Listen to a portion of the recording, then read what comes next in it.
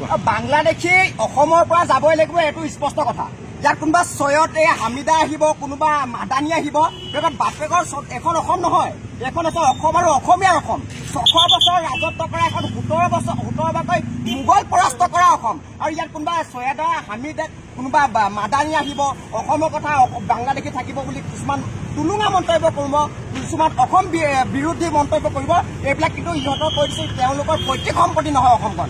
এই অজিত ভূঞা যিজনে বাংলাদেশী ৰক্ষণাবেক্ষণ দিবলৈ অসমত উঠি পৰি লাগিছে, তেওঁলোকে নাগৰিক সভা পাতিছে। তেওঁলোক হৈছে একোজন অসমৰ বদন, যি তেতিয়া বদন বাদুলি লালুক ফুলাই দেশখন ধ্বংস কৰিছিল, মানক আনিছিল। এই কিন্তু অজিত ভূঞা আৰু কেইজনমান তেওঁৰ লগত সাংগু পাংগু গোট খাই সমগ্ৰ অসমৰ পৰিস্থিতিৰ বেয়া দিশলৈ লৈ গৈছে। ইয়াৰ কাৰণে যদি কাইলৈ নহবলগীয়া অসমত পৰিস্থিতি হয়, কিবা যদি অসমীয়া যুৱকে নঘটিবলগীয়া পৰিস্থিতি কেতিয়াবা ঘটাই দিয়ে, তেতিয়াহ'লে ইয়াৰ কাৰণে দায়ী হ'ব অজিত ভূঞাৰ নিচিনা বদন, ইয়াৰ কাৰণে দায়ী হ'ব নাগৰিক সমাজ। তেওঁলোকে অজিত ভূঞাই কৈছে তেওঁলোকে বোলে তাৰ কাৰণে দায়ী নহয়। কিহৰ কাৰণে দায়ী নহয়?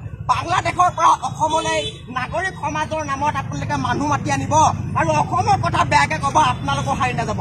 একদম স্পষ্ট কৰি দিছো, অজিত ভূঞা তেওঁৰ লগত সাংগু পাংগু যিকেইজনে কালি প্ৰেছ মিটত বহি সাংবাদিককো অপমান কৰিছে, অজিত ভূঞাটো ইমান চূড়ান্ত সাংবাদিকক অপমান কৰিছে, তাৰ কাৰণেতো তেওঁ আহিবলগীয়া দিনতো পৰিস্থিতি ভুগিব লাগিব। আৰু অজিত ভূঞাৰ লগত যিকেইজন সাংগু পাংগু বহি লৈ পেলাই প্ৰেছ মিট দি পেলাই অসম আৰু অসমীয়াৰ ভৱিষ্যত ধ্বংসৰ কথা তেওঁলোকে পৰিকল্পনা সৃষ্টি কৰিছে, তেওঁলোকক আমি কৈছো উজনি অসমত তেওঁলোকক সম্পূৰ্ণ সোমোৱা নিষেধাজ্ঞা আমি জাৰি কৰিছো।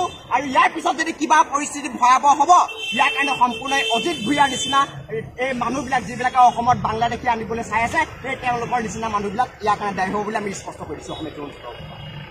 বাংলাদেশী অসমৰ পৰা যাবই লাগিব, এইটো স্পষ্ট কথা। ইয়াত কোনোবা ছয়ত হামিদা আহিব, কোনোবা মাদানী আহিব, বাপেকৰ এখন অসম নহয়, এখন আছে অসম আৰু অসমীয়াৰ অসম। 600 বছৰ ৰাজত্ব কৰা এখন 17 বাৰকৈ মোগল পৰাস্ত কৰা অসম। আৰু ইয়াত কোনোবা ছয়দা হামিদা কোনোবা মাদানী আহিব, অসমৰ কথা বাংলাদেশী থাকিব বুলি কিছুমান টুলুঙা মন্তব্য কৰিব, কিছুমান অসম বিৰোধী মন্তব্য কৰিব। এইবিলাক কিন্তু ইহঁতৰ কৈ দিছে তেওঁলোকৰ পৈতৃক সম্পত্তি নহয় অসমখন। এই অজিত ভূঞা যিজনে বাংলাদেশী ৰক্ষণাবেক্ষণ দিবলৈ অসমত উঠি পৰি লাগিছে, তেওঁলোকে নাগৰিক সভা পাতিছে। তেওঁলোক হৈছে একোজন অসমৰ বদন, যি তেতিয়া বদন বাদুলি লালুক ফুলাই দেশখন ধ্বংস কৰিছিল, মানক আনিছিল। এই কিন্তু অজিত ভূঞা আৰু কেইজনমান তেওঁৰ লগত সাংগু পাংগু গোট খাই সমগ্ৰ অসমৰ পৰিস্থিতিৰ বেয়া দিশলৈ লৈ গৈছে। ইয়াৰ কাৰণে যদি কাইলৈ নহবলগীয়া অসমত পৰিস্থিতি হয়, কিবা যদি অসমীয়া যুৱকে নঘটিবলগীয়া পৰিস্থিতি কেতিয়াবা ঘটাই দিয়ে, তেতিয়াহ'লে ইয়াৰ কাৰণে দায়ী হ'ব অজিত ভূঞাৰ নিচিনা বদন, ইয়াৰ কাৰণে দায়ী হ'ব নাগৰিক সমাজ। তেওঁলোকে অজিত ভূঞাই কৈছে তেওঁলোকে বোলে তাৰ কাৰণে দায়ী নহয়। কিহৰ কাৰণে দায়ী নহয়? বাংলাদেশৰ পৰা অসমলৈ নাগৰিক সমাজৰ নামত আপোনালোকে মানুহ মাতি আনিব আৰু অসমৰ কথা বেয়াকে ক'ব, আপোনালোকৰ সাৰি নাযাব।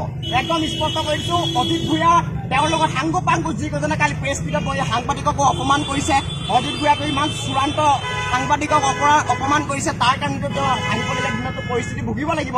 আৰু অজিত ভূঞাৰ লগত যিকেইজন সাংগু পাংগু বহি লৈ পেলাই প্ৰেছ মিট দি পেলাই অসম আৰু অসমীয়াৰ ভৱিষ্যত ধ্বংসৰ কথা তেওঁলোকে পৰিকল্পনা সৃষ্টি কৰিছে, তেওঁলোকক আমি কৈছো উজনি অসমত তেওঁলোকক সম্পূৰ্ণ সোমোৱা নিষেধাজ্ঞা আমি জাৰি কৰিছো। আৰু ইয়াৰ পিছত যদি কিবা পৰিস্থিতি ভয়াৱহ হ'ব, ইয়াৰ কাৰণে সম্পূৰ্ণ অজিত ভূঞাৰ নিচিনা এই মানুহবিলাক যিবিলাকে অসমত বাংলাদেশী আনিবলৈ চাই আছে, এই তেওঁলোকৰ নিচিনা মানুহবিলাক ইয়াৰ কাৰণে দায়ী হ'ব বুলি আমি স্পষ্ট কৰিছো।